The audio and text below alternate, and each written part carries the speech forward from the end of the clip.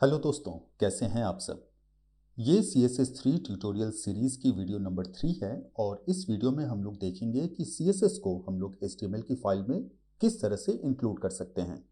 CSS को HTML में include करने की प्राइमरीली 3 प्रोसेस होती हैं। पहले वाली प्रोसेस को हम लोग कहते हैं इनलाइन CSS। इस प्रोसेस में हम लोग CSS को टैग पर ही डिक्लेयर करते हैं। नेक्स्ट प्रोसेस को हम लोग कहते हैं ऑन पेज CSS या इंटरनल CSS। इस प्रोसेस में हम लोग CSS को HTML फाइल पर ही लिखते हैं। और लास्ट वाली प्रोसेस होती है एक्सटर्नल CSS। ये सबसे ज़्यादा यूज़ में आने वाली प्रोसेस है। इस प्रोसेस में हम लोग CSS को एक सेपरेट फाइल में लिखते हैं और फिर उस फाइल को HTML फाइल पे इंक्लूड करते हैं। तो चलिए चलते हैं प्रैक्टिकल की तरफ और देखते हैं कि इन प्रोसेस को हम लोग प्रैक्टिकली कैसे यूज़ कर सकते हैं। मैंने अपनी सिस्टम पे सबलाइम टेक्स्ट ओपन कर ली है और मैंने HTML की एक बेसिक स्ट्रक्चर तैयार कर ली है। यहाँ आप देख सकते हैं, यहाँ मैंने बॉडी में एक H2 की टैग ली है जहाँ मैंने लिखा है हेडिंग टेक्स्ट, और मैंने एक P टैग ली है जहाँ मैंने कुछ पैराग्राफ टेक्स्ट लिखा है। अब सबसे पहले मैं आपको दिखाता हूँ कि इनलाइन CSS क्या होती है। तो जैसा मैंने आपको बताया, इनलाइन CSS वो CSS होती है जो हम लोग डायरेक्टली टैग पर ही डिक्लेयर करते हैं। जैसे अगर हम लोग इस H2 की स्टाइलिंग को चेंज करना चाहते हैं, यहाँ पे कुछ स्टाइलिंग अप्लाई करना चाहते हैं, तो उसके लिए हमें एक एट्रीब्यूट यूज़ करनी पड़ेगी, स्टाइल, और फिर इक्वल टू की साइन देके डबल कोटेशन स्टार्ट और एंड। और इसमें अब मैं जो चाहूँ स्टाइल यहाँ दे सकता हूँ। जैसे अगर मैं कलर चेंज करना चाहूँ तो मैं यहाँ लिख सकता हूँ कलर, और मैं इसकी वैल्यू दे सकता हूँ, एग्जाम्पल के तौर पे मैं दे रहा हूँ रेड। अब जब मैं पेज को रिफ्रेश करूँगा ये रेड हो जाएगी। तो ये आप देख सकते हैं मैंने टैग के ऊपर ही स्टाइल डिक्लेयर की है, इसलिए इसको हम लोग इनलाइन CSS कहते हैं। इसकी प्रायोरिटी सबसे ज़्यादा होती है। अगर हम लोगों ने किसी एलिमेंट पे इनलाइनिंग स्टाइल कर रखी है और सेम एलिमेंट की ऑन पेज स्टाइलिंग कर रखी है और एक्सटर्नल फाइल में भी स्टाइलिंग कर रखी है, तो सबसे ज़्यादा प्रायोरिटी जो होगी वो इनलाइन CSS की प्रायोरिटी होगी। वो मैं आपको एग्जाम्पल में दिखाऊंगा, वो मैं प्रैक्टिकल करके आपको दिखाऊंगा। अभी मैं आपको बताता हूँ कि ऑन पेज CSS हम लोग किसे कहते हैं। तो ऑन पेज CSS हम लोगों ने जो पिछली एग्जाम्पल में देखा था, जहां हम लोगों ने स्टाइल टैग के अंदर स्टाइलिंग की थी, वो एक्चुअली ऑन पेज CSS है या फिर इंटरनल CSS है। तो इस प्रोसेस में हम लोग यहाँ पे एक सेलेक्टर लेते हैं जिस सेलेक्टर को हम स्टाइल करना चाहते हैं। तो मैं एग्जाम्पल के लिए मैं यहाँ पे H2 ले रहा हूँ और फिर यहाँ पे हम लोग एक स्टाइल दे सकते हैं। तो मैं यहाँ पे स्टाइल दे देता हूँ।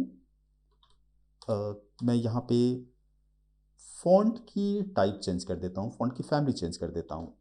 फॉन्ट फैमिली, फॉन्ट फैमिली में यहाँ पे कर देता हूँ एरियल। अब इसकी फॉन्ट फैमिली चेंज हो जाएगी। तो ये आप देख सकते हैं इसकी फॉन्ट चेंज हो गई है, यानी अब ये दूसरे फॉन्ट में डिस्प्ले हो रही है। तो इसे हम लोग कहते हैं ऑन पेज CSS या फिर इंटरनल CSS।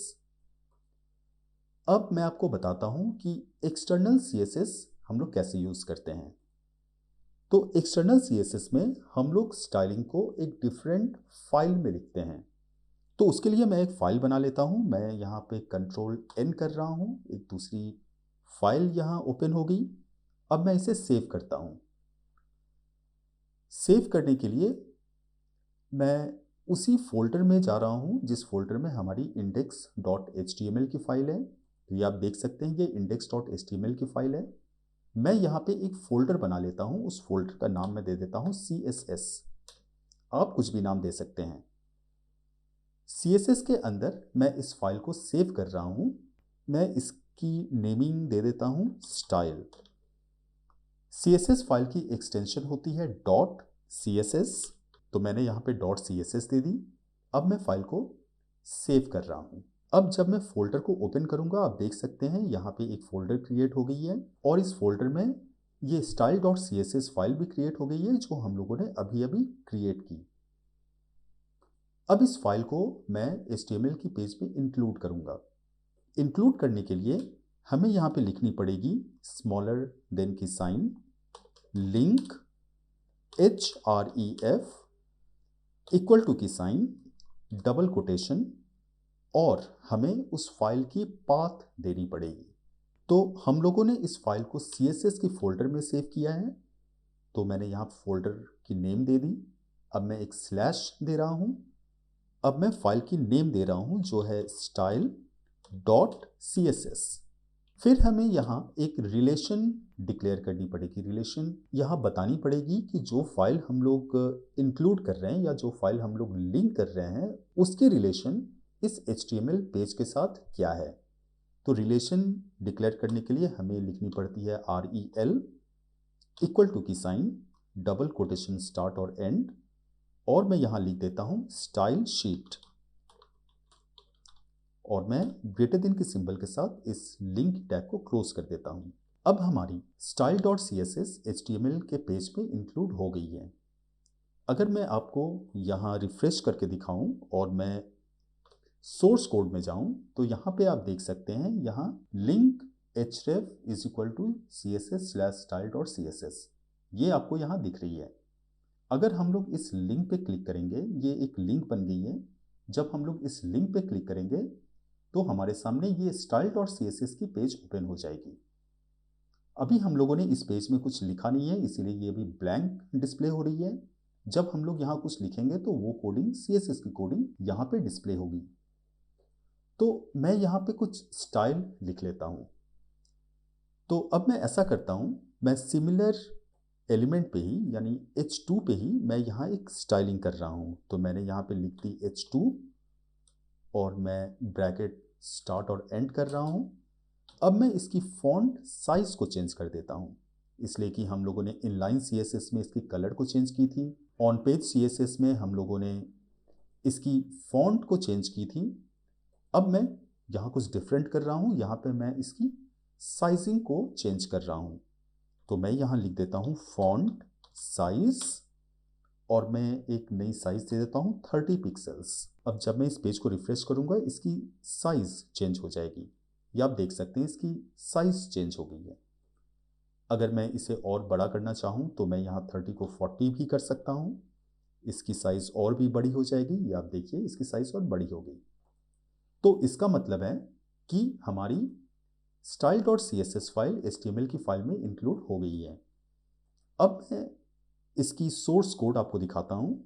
मैं Ctrl+U कर रहा हूँ, और जब मैं यहाँ पे क्लिक करूँगा यानी style.css फाइल को ब्राउज़र पे ओपन करूँगा तो आपको ये वाली स्टाइल यहाँ पे दिख जाएगी, आप देख सकते हैं।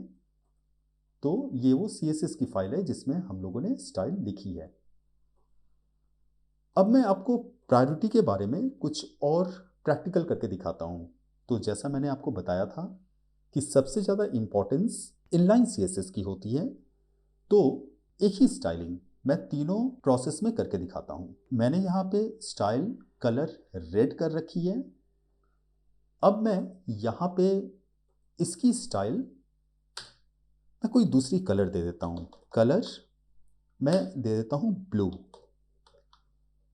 तो हमारे पास एक ही एलिमेंट की यहाँ पे दो डिफरेंट स्टाइलिंग है, मतलब कलर प्रॉपर्टी की यहाँ पे दो डिफरेंट स्टाइलिंग है। एक है इनलाइन में और एक है ऑन पेज में। इनलाइन में मैंने दे रखी है रेड और ऑन पेज मैंने दे रखी है ब्लू। अब जब मैं पेज को रिफ्रेश करूँगा तो ये रेड ही रहेगी, ये ब्लू नहीं होगी। ये देखिए, ये अभी रेड ही रही, यानी यहाँ जो स्टाइल एप्लीकेबल हो रही है वो इनलाइन की स्टाइलिंग एप्लीकेबल हो रही है। अगर मैं यहाँ से इस स्टाइल को रिमूव कर देता हूँ, अगर मैं इनलाइन की स्टाइल को मैं यहाँ से कट कर लेता हूँ, यानी हमारे पास अभी इनलाइन में कोई स्टाइलिंग नहीं है, तो अब इसकी कलर ब्लू हो जाएगी। ये देखिए, इसकी कलर अब ब्लू हो गई, यानी हमारे पास जो प्रायोरिटी पे स्टाइलिंग आती है वो है इनलाइन की स्टाइलिंग। तो मैंने इनलाइन से यहाँ रिमूव कर दी, तो अभी ऑन पेज स्टाइलिंग यहाँ पे डिस्प्ले हो रही है। अब अगर मैं style.css की फाइल में यानी एक्सटर्नल फाइल में अगर कुछ और स्टाइल दूँ जैसे मैं सेम प्रॉपर्टी की एक दूसरी वैल्यू दे रहा हूं, मैं यहां पे दे देता हूं ग्रीन।